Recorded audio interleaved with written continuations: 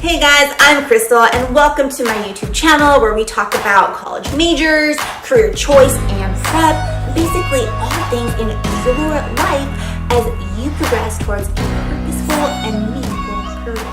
Now, if you're interested on guidance on your journey to choosing a meaningful career, then hit that subscribe button somewhere over here so you don't miss out on all the juiciness that I'll be sharing with you in my videos. I am super excited about what I will be sharing with you today because there is over 50 years of research that validates how important this subject is when narrowing down your interest in choosing a major and even a career. What I'm talking about is values. So what the heck is that? Basically just to summarize it, make it nice, short, compact. Values is about what is most important to you and in your life. Now, whether you know this or not, your values are descriptors of what motivates you. And when you combine what motivates you to the things that you believe, you end up with factors that drive your decision making. My first suggestion, before we start with the core of this mini lesson, is to make a list of your 4 top interests at the moment. If you are in a place where you're thinking like, wow, I don't even know my interests, what the heck? Do not fear, because you can watch this video right here or here, wherever it's going to be, where I'm sharing with you some tools that you can use to help identify your interests. So first, I'm going to go straight into the example, and then I'm going to provide the tools in the description box below so that you can get started on this exercise too. All right, guys, so here we go.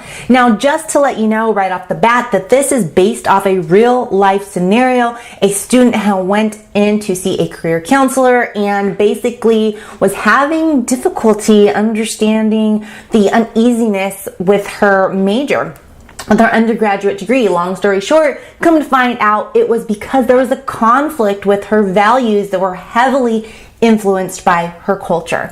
So although the examples here are not that students, I am using equality as, let's just say, your top value and the pretend degrees of interest, just so we can kind of walk through the step one by one as we pair your value up to your degree of interest. So for equality, just keep in mind these might be some, scenarios that align with equality. So let's just say same-sex marriage. You agree or you believe that men should marry men should marry men, women should marry a woman if they choose. Love is love. Everyone's equal. Also, gender wage gap. Maybe you feel very, very, very strongly about women being paid just as equally as men all across the board. And then another concern might be socioeconomic status. So here's what we would do. Ideally, you will do this with maybe your top 1, 2, or 3 values, and you will just automatically pair them with your degree of interest. Also keep in mind, this is assuming that you will have your information on the degree that you're interested in. If you do not have information on what your degree offers as far as knowledge and some common pathways or popular pathways, you can always get this information from your academic advisor or a career counselor. Maybe if you prefer to navigate on your own, you can always go through the school catalog, which might even be available on your website. So let's just go here. Let's just say you wrote down you're interested in political science, theology, psychology, and sociology. And I'll just explain them briefly as I show here on the screen. So political science, you're building skills in communications, analytical reasoning, and research. Popular industries include government, business, and education. You look at popular pathways. That's an attorney, a politician. Obviously, keep in mind, there are many more avenues to go with this, but these are just for the sake of example. Theology, you're looking at a broad field that may include biblical studies, ministry, religious studies, and divinity. And maybe some places to work would be nonprofit organization. Maybe a possible career could be as a pastor or a priest. Psychology, you're looking at knowing the knowledge of human behavior and mental processes of an individual. Common pathways can be an advertising agent, because of course you have to know about how to influence people, and also maybe even a mental health technician. And sociology, you're looking at a knowledge about society as a whole, including social life, social change, diverse communities, and their interactions together. So some common pathways are probation, maybe parole admin officer, and a social worker. Sociology is also very related to psychology as well. So what you would do is you would go back to your value, and then you would compare it with political science and say, does my value align with what I would learn and what I can do in political science? Now, of course, that's just one food for thought there. That's just one question, but you can ask yourself many questions about your value and the degree of interest. Like, would anything about political science clash with equality? I mean, I shouldn't answer that for you right now, but just by looking at it, is this a field where you can express, defend, fight for equality? Okay. And then theology, as we see, maybe some common career paths are a nonprofit organization, or maybe you wanted to be a pastor. Would your beliefs and your feelings about all things, all people being treated equally, could this conflict with learning, maybe not learning, but potential careers in the future related to theology? In psychology, again, you're asking yourself, okay, does this value align, or does it conflict? Does it clash with psychology? Is it clashing with understanding human behavior or mental process of an individual? And sociology, again, knowledge about society as a whole. Could equality clash with the things that you would learn in sociology? Could it be a problem with potential roles? Or is this a field where you can, again, help, aid, defend? Of course, an argument to this example is that also it can come down to where you work, right? Maybe the organization, you just have to find a good fit with your organization. But right now, we're looking solely at helping you narrow down your interest. So if you take some time to think about it and analyze a little bit, and obviously it's likely that you're not psychic, I'm not a psychic, but maybe you can foresee the best that you can where some things could clash.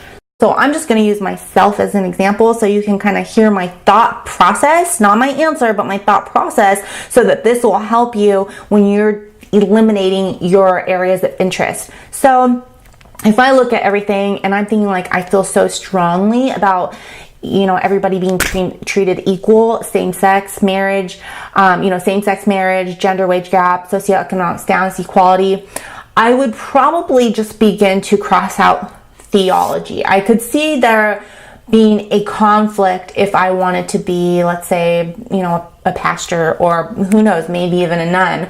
No way means that I will neglect my interest in theology. I can always buy books on this topic. I can always visit different churches. I can always purchase online materials. So there's still a way that you can hold it dear to your heart and not necessarily invest your time as far as investing your money in education in this field.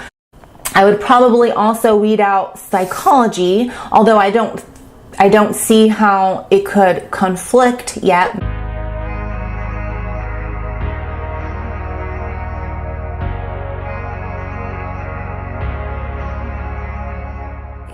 I would cross out psychology, which would then leave me with political science and sociology. Out of these two, I probably see maybe being a politician or even an attorney that really helps defend or fight for equality for all. And then you can even consider maybe minoring in sociology, or I would consider minoring in sociology because it would benefit me to know about society as a whole and how to create the change in diverse communities and how everyone interacts. So that would actually make sense. This is just an example of how you can use values and match them up with each degree of interest to the best that you can, and try to find out if there would be any potential conflicts between what you are learning, what you can do, and with what you believe and how you feel. So right now I'm going to show you where you can go online to find out what your top values are. Alright guys, so if you want to find out what your top values are, you can click the link below and take the personal values assessment. I'm actually going to walk through what it looks like, so this way you kind of have a heads up. So you're going to click that link in the description box. You're going to take your free assessment here. It's comforting, don't wanna wake up. Wish that I was brave, but I've never been the one. Wish that we could stay like this, I wanna stay. After you will receive your results in the email that you listed in that form as you're filling it out, and it'll look very similar to this. We'll have all this information, and then of course we'll have your results. As you can see right here, it'll tell you what your values show. Here are the values you would have chosen, and then it even has some exercises that you can complete as well. It's asking you to choose your top 3 from your values, and then you can prompt yourself with the following questions they give you. Alright guys, so let me know if this video has helped you in the comment below. Subscribe to my channel so you don't miss all the juicy lessons I have for you. Bye guys!